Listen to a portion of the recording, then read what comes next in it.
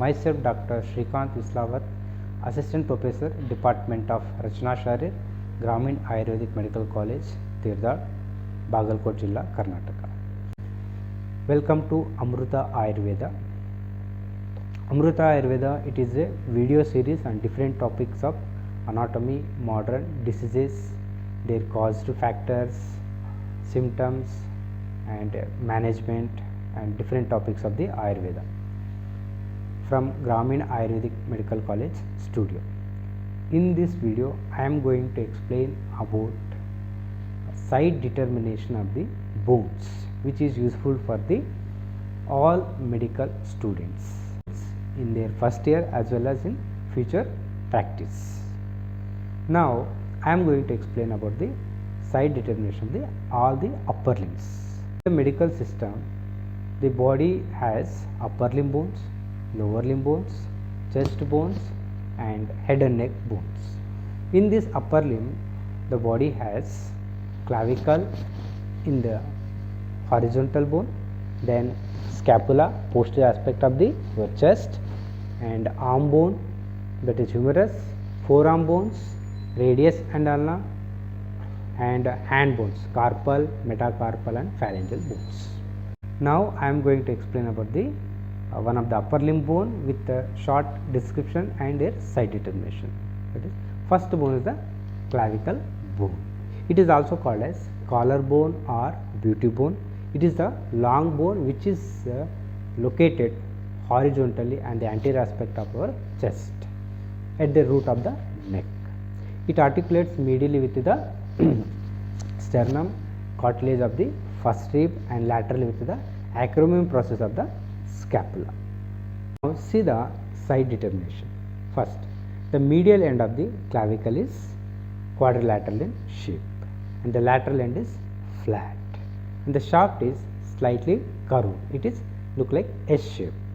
Here the shaft is convex forward in its medial 2/3 and concave forwards in its medial 1/3.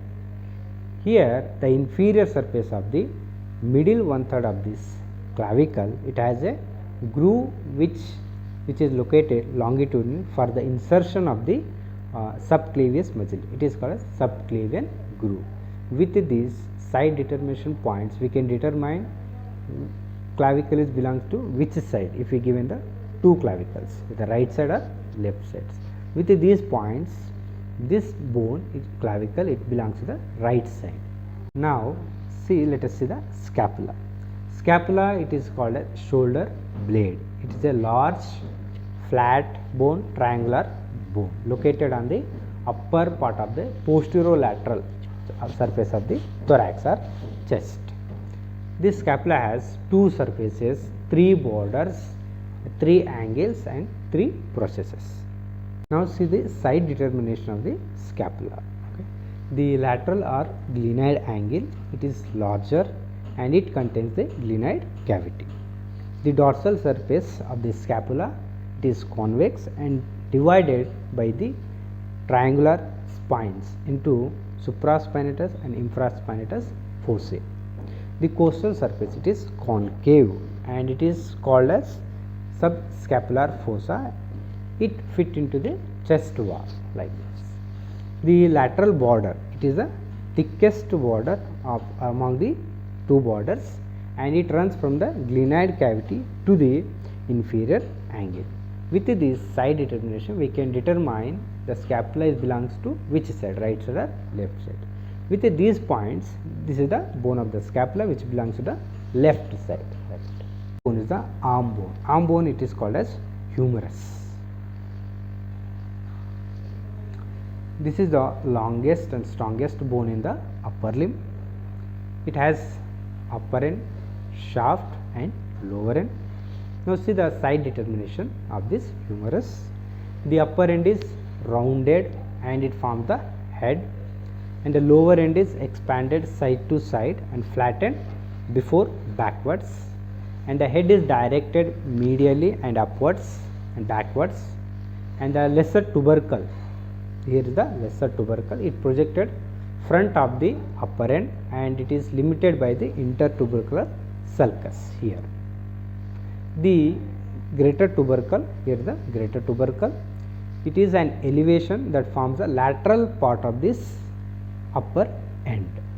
The olecranon fossa, here the olecranon fossa, it lies in the lower end, faces posterior, means backwards. With these points we can determine which side is the humerus, the right side or left side. So here it is left humerus bone. Now we will see the bones of the forearm. There are two bones, radius and ulna. Ulna always lies medial side and the radius lies in the lateral side. So this is the radius bone. The radius bone is the lateral bone of the forearm and it is homologous with the tibia of the lower limb. It has an upper end, shaft and lower end with a process which is downward process. It is called as styloid process. Now see the side determination of the radius bone. The upper end, it is directed upwards with a disc shaped head. Just below the upper end there is a constricted part, it is called as neck, and close to the neck there will be a small tuberosity, this is called as radial tuberosity. In the lower end it has expanded with a downward process, it is called as styloid process. At this lower end the anterior surface, this is the anterior surface in the form of thick prominent ribs, while the posterior surface it has the grooves for the extensor tendons. Here the posterior surface of the lower end presents a palpable tubercle called dorsal tubercle of the Lister, and the shaft presents a medial side as a medial border. With these points we can determine which side of the bone it is. Now we will see one more forearm bone, that is medial bone of the forearm, ulna, which is homologous with the fibula of the lower limb. It has an upper end with two processes and a shaft and a narrow rounded lower end with a styloid process. Now see the side determination of this bone. First, the upper end, it is hook like structure with its concavity directed forwards, and the lateral border of the shaft, it is sharp crescent faces laterally, and the lower end consists of a head and a process called styloid process which runs downwards, and this styloid process located posterior medial to the rounded head of the ulna in its lower end. With these side determination points we can determine this bone belongs to the left forearm. Now we will see the carpal bones. The bones of the hand provide support and flexibility to the soft tissues. They can divide into three categories. These are carpal bones, a set of 8 irregular shaped bones, and these are located in the wrist area. Okay. Next, metacarpal bones. These are 5 metacarpals, each one related to the digits. Next, phalanges. The bones of the fingers called phalanges. Each finger has 3 phalanges except the thumb, which has only 2 bones. Now see these carpal bones. These carpal bones made up of 8 carpal bones. Carpus is made up of 8 carpal bones, which arranged in 2 rows. That is proximal row, which is towards the forearm bones, and distal bone, which is towards the metacarpals. First, see the proximal row, which contains from the lateral to medial side. These are scaphoid bone, lunate bone, trichondral bone, and pisiform bone, small bone. Next, the distal row, which has from lateral to medial side. These are trapezium bone, trapezoid bone, capitate bone, and last one the hamate bone. These are the 8 carpal bones which are located in 2 rows, proximal row and distal row. Now we will see the identification of all these carpal bones. First, scaphoid bone. Scaphoid bone, it is boat shaped bone which has a tubercle on the lateral side.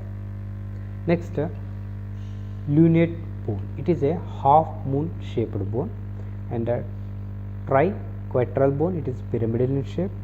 Next, pisiform bone, which is a small bone which is P shaped bone. Next, trapezium, it is a quadrangular in shape and it has groove in the anterior lip. Next, trapezoid. Trapezoid, it is resembles of a shoe of a small baby. Then capitate bone, it is the largest carpal bone with a rounded head. And last is the hamate bone, which is wedge shaped with a hook near its base. With these side determination points, we can determine the carpal bone belongs to which side, whether right side or left side. Here we end the side determination of the upper limb bones. We will meet the next video with the side determination of the lower limb bones. All these points are very useful during Viva practical examination for the medical students and future practice also. I would like to thank all the members of the management committee, principal sir, teaching staff and non-teaching staff of the Gramin Ayurvedic Medical College, Tirthal, for giving me an opportunity to express my views on this topic.